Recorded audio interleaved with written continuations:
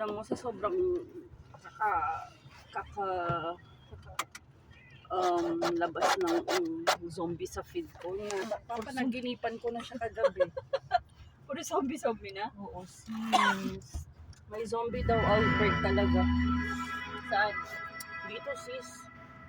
Takot na takot ako. Sabi ko, tara, punta tayo dun sa may ano. Basta parang may shelter dun sa may desert, ano.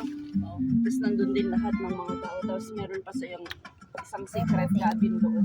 Punta tayo dito, punta tayo. Pumating yung mga zombies, sis. Kinain lahat ng mga nandoon. Tayo lang yung nakaligtas.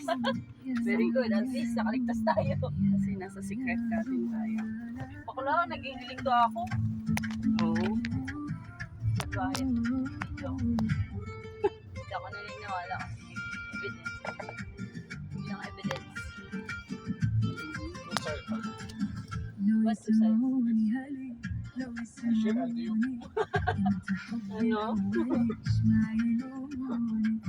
Kuya, she's snoring, huh?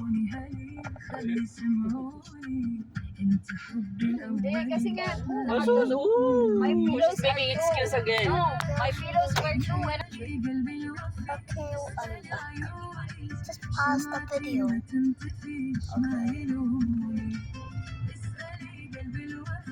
Is it supposed to do that? Baba niya yung ano, para hindi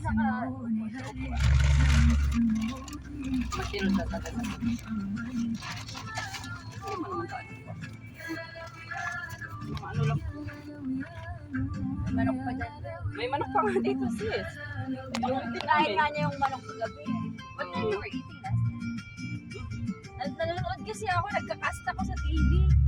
Hanggang nakatulog na ako. Stop, sis. Tulog din kami alas 12, sis. Pero itong si Yumi maaga na.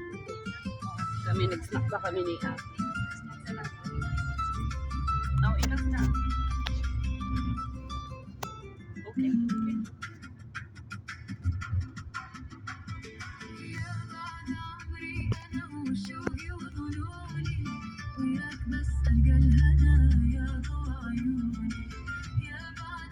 So, ganito yung pila. Ganyan.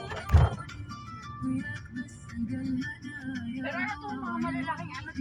Malalaki yung pila. Pero parang Hindi to villa na pang-rent ng mga ano, Pilipino.